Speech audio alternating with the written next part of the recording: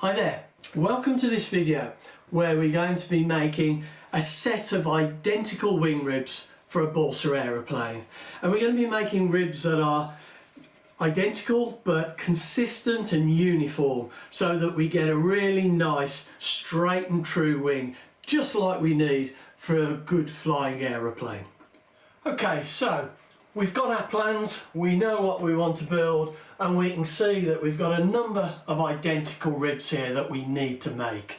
Okay, there are a couple of smaller terminal ribs, but we're not worried about those today. We're just going to be looking at making these identical ribs.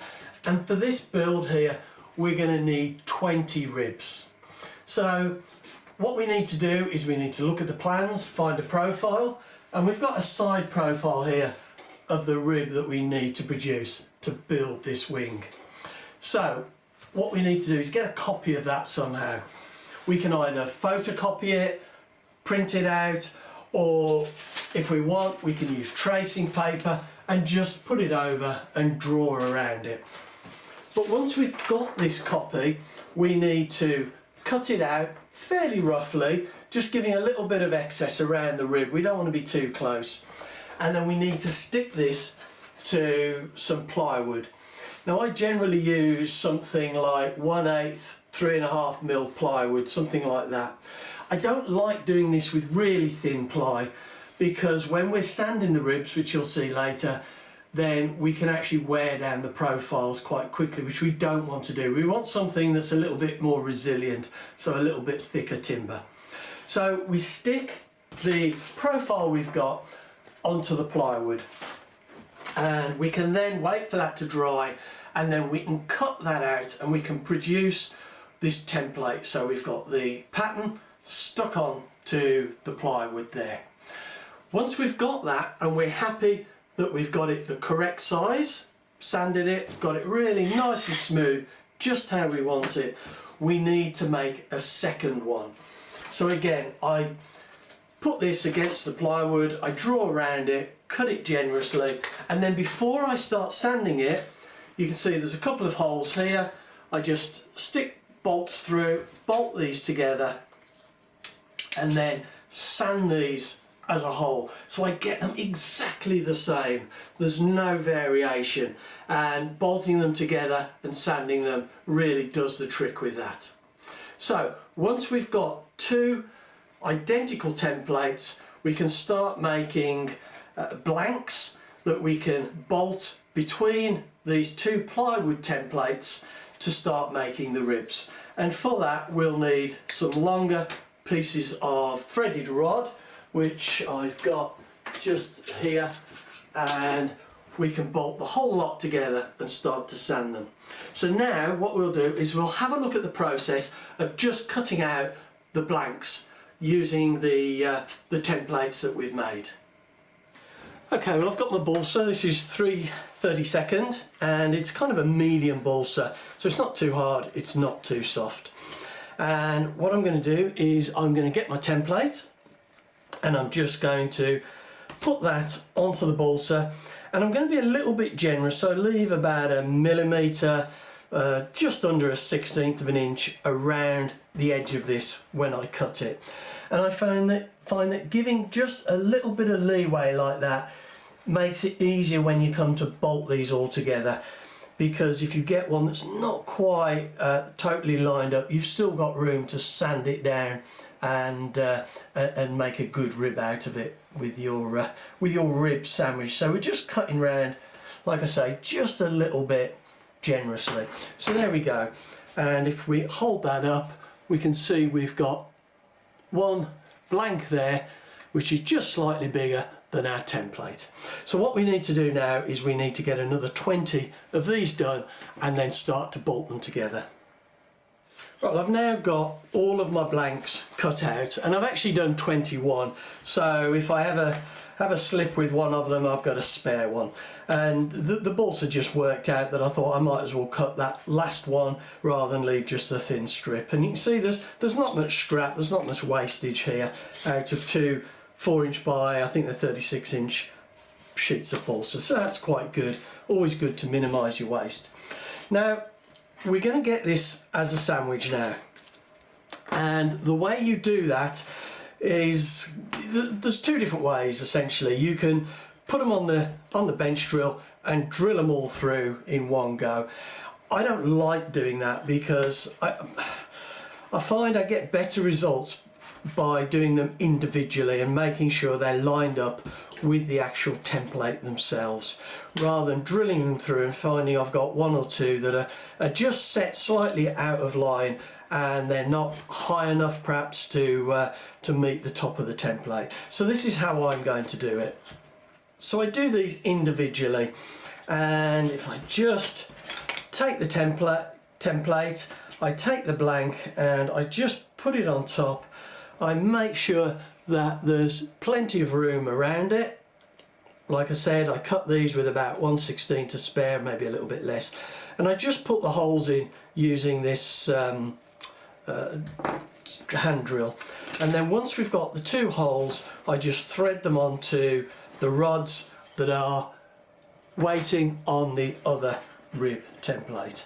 So if I just get that on, and now we can just slide those down, and we're confident that we've left enough space around this for when we come to sand it. So again, we'll just line it up like that. Plenty of space all around. Just make a little bit more space at the front. There we go. I just find I get better results like this. Obviously it's a lot quicker on a drill press, but to be honest, it doesn't take long to do it this way. And like I say, I always get good results doing it like this. So we've just got to do all 21 and get them bolted together.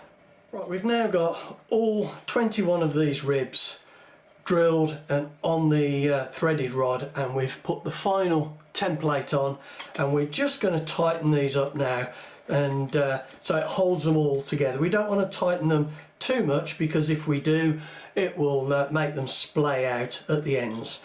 But even though it's a bit up and down, higgledy-piggledy on the bottom and the top, we're confident, because we've done them individually, that the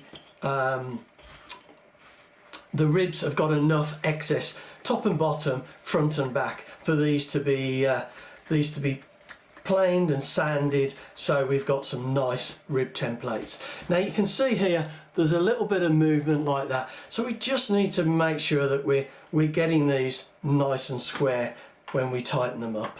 And if I just get a spanner and we'll tighten that. Okay, so as I said, we'll tighten them, but we won't tighten them too much because we don't want the ends to splay out. We want them to hold together nice and snug. Now you can see we've got a bit of work to do now just to get these nicely profiled, and we can use our plane, Balsa plane. This is a David plane, and we can use that just to take off the excess, and we can soon get these down to the templates using this. But I would keep shy of the actual templates. I would just get the excess off. If we hit the templates, we'll soon hear the change of sound. You can hear this is quite a nice soft sound, but you can hear the harder plywood as you get down to the templates. Once we've got that done, we then need to take our sanding stick. These are sanding sticks I make myself. You can have a look in the description below, there'll be a link to how I do these. And then we can just sand these down, and we're getting our lovely smooth ribs. There's obviously a few minutes work to do to get these just right, and to be honest, the sanding I'll probably do outside. Now this is a flat bottomed rib, but there's no reason why we can't do this with symmetrical ribs. This is a set of symmetrical ribs that I've already done this process on, and this is for a totally different build. And you can see here that we've got the slots already cut or in the blanks where we're going to put the spars. And if I just come in there, you can see 2 slots, top and bottom, ready for the spars. And I've done that on both sides. And what I'm going to do now is I'm going to take my razor saw and just cut across, and I'll just zoom in while I do this. So what we're going to do now is just join up those slots. Now those slots are there because I've used these templates in the past. If I haven't used them, and it's like on these ribs here, I can just cut them across for the first time going through the ply and the balsa. Just in case you're wondering how I got the slots in, like I say, it's because I've used these templates before, and I'll just prop the back of that up to keep this nice and square while I cut these slots. What I generally do is I cut the slot on the back as accurately as possible on line. The one on the front, I cut it just off the line inwards, so it's a little bit tight on the spar, and then I can just shave it with a scalpel on the front edge, top and bottom, just to get that fit precise. Last thing I want to do is cut these and find I've cut them too sloppy. I'd rather have them tight. So I just cut down, and you'll hear the change of sound as I hit the plywood. There. And again on this side. There we go. And now on the bottom.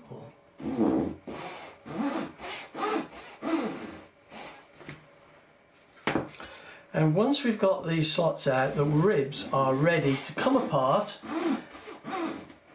and I'll show you just how we do these slots for the spars. Right, so we've got those cut, and what we need to do now is just take off the ribs. And we can see now we've got these lovely identical ribs, smooth and precise.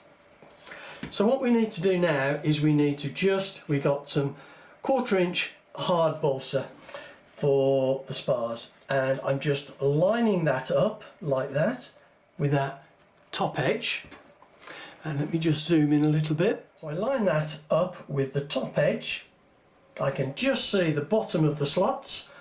So on the other side, so if I just trim that across, and then we can just flick that out. And now we've got a slot which is deep enough, but is probably a little bit, it just wants a smidgen off the front edge there to get it to fit right. And like I say, I would rather do these individually. I mean, if you want to, you can make them a little bit wider and so they fit first time, but I would rather just adjust them as I go, really, and make sure that I get them just right. So again, we just line that up with the top edge. We can just see the bottom of the cuts. We just take that across and nick that out. And again, we're just going to need a little bit off the front of that. You can see it's a little bit too narrow, and if you always take it off the front, then we're being consistent. If we take a bit off the back, a bit off the front, then we might end up with a little bit of a wonky spar. But again, there we go. So what we need to do now is do that with all the ribs, and then we've got our ribs finished. Well, when I was just showing you how to put the slots in for the spars, I noticed I hadn't actually done the bird mouth at the front. So we'll rewind, take a step back, and I'll show you how to do that. I mean, it's really simple, so I'm sure you you figure it out, but we'll, just for completeness, we'll cut that bird mouth out. So we've got everything back together in the right place, and I'm going to cut it out with my razor saw, and I'll just put that under the back edge just to hold it a little bit firmer. I'm going to cut it out, and then I'm going to sand it with my sanding stick. One of the beauty of making ribs like this that are all identical is that you get that lovely bird mouth all in a nice straight line. I really like this process, but you can see I'm just cutting this out now. There we go, we've got all those little bits that have just fallen out, and now we just need to take the sanding stick and sand that and get that done like that. There we go. And it's as simple as that. There we go. Probably needs just a little bit more cleaning up, but you can see the process to do it. So we've got that bird mouth now, and I'm going to carry on putting in the slots for all the spars. And it's worth saying that with these symmetrical ribs, it should be fine to just turn them over and they should be identical. But just in case there is a slight variation, I'm going to put a pencil line across the top like that, so that we know which is the top surface on these ribs. And if we want, when we take them apart, we can put an arrow on. But it's always good to keep them in the same order, because there might be just a little bit of variation when we start to set these out. So anyway, I'll get these finished now. Well, I've now got all of those slots cut out in the ribs to take the spars, and we've got the bird mouths done. And I'm confident that these are literally identical. The slots for the spars are in the same place, the bird mouths are really sweet.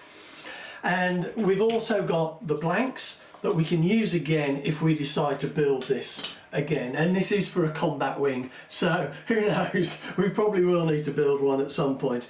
And it's also nice that we've cut out the slots by hand, so we can take any one of these and we can put this on the spar knowing that it's going to be a really nice snug fit. We're not going to end up with sloppy joints or joints that are too tight. They just fit on really, really nice, and they're going to make us a really nice wing. So anyway, I hope you found this interesting and useful. Making identical ribs like this, for me, I find it a really nice, enjoyable process, and I hope you will do too. Thanks very much for watching.